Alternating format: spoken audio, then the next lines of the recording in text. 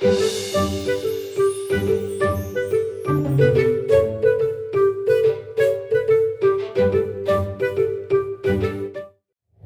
Warrior Prince and the Goddess of the Moon. There once was a fine and brave warrior prince who lived a long time ago when the gods ruled the skies and came down to walk among men, animals and plants, long before there were concrete buildings, shops and busy roads. The prince ruled a small kingdom in the eastern corner of an island country on the edge of the endless sea where people led a simple life. There were no clocks and the people were guided by the movement of the sun, the moon and the changing seasons. These seasons ensured that crops were sown and harvested and that the people benefited from all that nature so generously provided. The sun god, known to the Romans as Sol, controlled the daylight hours, providing warmth, light and growth, whilst his sister, the goddess of the moon, who was called Luna, reigned over the dark, from the last rays of light in the evening until the end of the wolf hour and the break of dawn.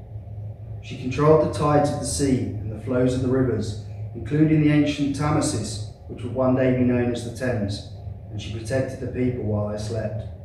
Together, the siblings brought balance and harmony to the world. Although the prince's subjects were content with this simple life, their lawgiver and their gift-giver, the prince himself, was not. He yearned for the one thing he could not have for his own, the goddess of the moon. Each night he gazed up at the sky in wonder as she bathed the earth in her cool silvery light and entranced him with her sweet songs of faraway lands and ancient legends. Yet each morning as the songbirds sang their dawn chorus, she was gone and the prince found himself alone again. One night, as the moon was at her brightest, the prince begged her to stay with him and become his own true love. He would give her gold, he would play her music on his precious lyre. This lyre was an instrument he bought from a merchant at the local market who had told him that the shiny garnets that decorated it had come from far away in the land we now call South Asia. Though the moon loved this sweet music, and though she longed to join him, the moon goddess merely smiled at the prince, knowing that their union was impossible. As much as he loved her and she him, he was a mortal man and she was a goddess. She could not easily be tied to the human realm. There was only one way they could be together, but this would require the prince to begin a perilous quest across an unforgiving ocean full of monstrous sea creatures, and he would need to retrieve a mystical artifact. This was a near impossible feat. Not even the legendary Sigurd or the great Ragnar Lothbrok, who slayed the terrible dragon Fafnir, could survive such a task. The prince, who was a proud and fearless individual, was not put off by her cautious words and pleaded with her to tell him where he could find this elusive relic that would fulfill his dreams. She reluctantly told him about the voyage he would need to take. He must cross the treacherous North Ocean to the island known to some as Thule, to lands of ice and snow where a sacred mountain stood. Hidden deep inside a cave beneath the mountain, he would find the artifact, a flagon of finely worked copper guarded by an evil spirit. All who had gone before to retrieve the treasure had perished. The prince did not recoil from the moon's words. He had won many battles with his sword and his sayax. Sayax, a short single-edged knife that he carried on him at all times. He did not fear the task ahead, however dangerous it was. He was the ancestor of the great Saxon god Sayaxnet, and after all, the warrior inside him was always prepared to fight to the death, even if this was what it would take to retrieve this precious object. The goddess knew her warnings would not sway him from the mission, but reminded the prince that not all battles were won by force, and he must also use his wits if he were to succeed. She promised to follow him on his journey and protect him as best she could, and as the first rays of morning light began to cast aside the dark cloak of night, they parted, and the prince began to prepare for his expedition. His first duty was to tell the people of his plan, and so he called a witan, a gathering of his wisest advisors. His people warned this act would appear selfish. He would be gone for a very long time, and he may never return. This would leave them with no leader to guide or protect them. Many people voiced their concerns to him, but to no avail, as his mind was set and his all-consuming love for the goddess of the moon had cast a veil over his senses. Knowing they could not persuade him, his folk helped him to prepare for the journey ahead. Though he was headstrong, the prince was also a kind and just ruler, and his people wanted him to fulfill his fate and achieve fame. His people loved and respected him, so they came together to ease his burden and aid him in his quest. The blacksmith forged a magnificent sword of gleaming iron, as fine as any metal the famous dwarf Broca had made for the gods. It had a double-edged blade so sharp that it could cut through rock. A shield hewn from the wood of the mighty oak was crafted by the carpenter to accompany this fine weapon. Food and clothing to keep out the cold were packed into wooden boxes and woven baskets and were carried to the coast where his boat was waiting by the shore. This was a boat that had seen many a battle between the seven kingdoms, but that would now make a journey of a different kind, with an army of just one. A final offering was bestowed upon the prince by his closest friend, the skald, or storyteller, and this was a beautiful jewelled harp with which he could while away the long hours at sea, playing the songs of his homeland. This would remind him that his people would always be there, longing for his safe return. It was this gift that the prince somehow knew would prove to be the most important to him. On the day he set sail, dark clouds loomed overhead. The sun god did not show his face. He did not share his sister the moon's faith in the prince's undertaking, and feared no good would come of this foolhardy errand. Leaving the shores of his home behind, the prince felt a slight unease creep into his bones, but his desire to find the treasure pushed this feeling aside, and he set off with renewed vigour and determination. The wind was light as the boat cut through the dark waters, but the ever-quickening clouds ahead warned of storms that were yet to come. It was not long before the great bolts of lightning caused by the thunder god beating his mighty hammer upon his anvil were cracking all around the tiny boat. After a while the storm passed on, and the prince continued to head towards the land of ice and snow. His only guides were the wind and the stars, and the ever-loyal presence of his love, the moon. The waves that crashed against the bow of his boat grew fiercer as he travelled north, but he still persisted, knowing that the prize that awaited him was worth his frozen body and those perpetual sleepless nights. The night was his solace. As it was at this time, he could be with his love, and she with him, and she instructed the sea to provide him safe passage through the darkness. The moon goddess and the prince would sing together, and drifting across the silence of the vast ocean, all that could be heard was their song, accompanied by the gentle, sweet notes of the harp. After a long and arduous journey, the prince eventually caught sight of land, and the view that met him was one he had never seen before. The earth was completely covered in a crystal carpet of white, with a dense mist that hung in the air, as if weighed down by the cold. Through the mist, he could just see the outline of the mountain, rising like a beast from the earth's core, its looming mass dark and sinister.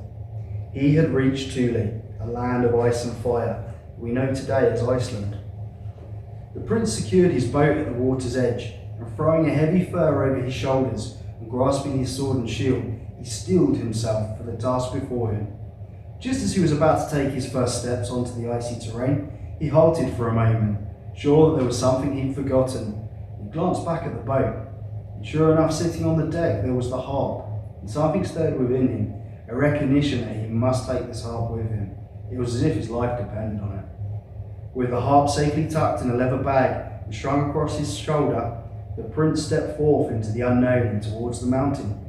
The ground underfoot was hard and slippery, and his soft boots were little match for his unforgiving environment. The mist had now become an icy fog. It was all he could do to catch his breath. Yet on he went. A faint glimmer of light danced ahead of him. He could not make out whether this was the sun or the moon, but he knew that he needed to follow it. Eventually he came to the foot of the mountain, and though he could see no entrance to the cave he had been told about, he was in the right place, he was sure of it. But how could he move forward with no visible means of entry? All at once, a voice whispered quietly in his ear, a beautiful, familiar voice that he knew so well, and the moon goddess reminded him of the weapon he had in his hands, a sword so sharp it could cut through rock. The prince drew his sword and struck the mountain face with all his might. A rumble from deep within forced him backwards, and before his eyes, large, jagged boulders fell away, revealing an ancient doorway and the entrance to the cave, and ultimately its treasure. There was little light coming from the cave, and the prince had to feel his way along the walls and tread carefully for fear of falling. As he moved deeper inside, he noticed an orange glow getting closer, and the familiar warmth and smell of a fire.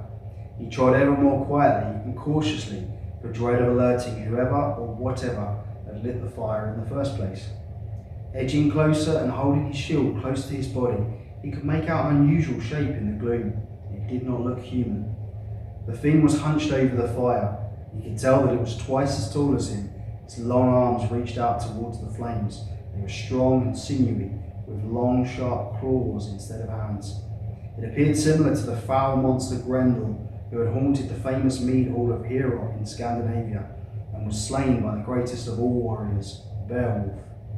Its skin was covered in scales, and its long, pointed ears sat atop a small, round head, which bore a huge mouth full of rows of tiny, sharp teeth. The creature's eyes were virtually invisible, and from this the prince deduced that it was blind. He must rely on its hearing to sense if anyone was approaching. He let out a breath, and the creature's ears twitched in anticipation. The prince's heart was beating fast inside his chest, so loudly that he was sure the creature would hear it and attack. Beyond the flames, in a secluded nook in the cave wall, he spotted the copper flagon, its body giving off a luminous glow. He knew what he had to do.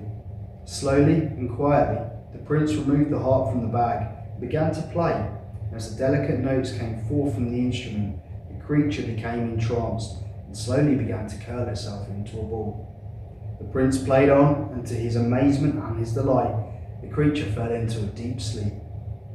Time was now of the essence, and the prince slipped past the creature and across the place where the flagon sat.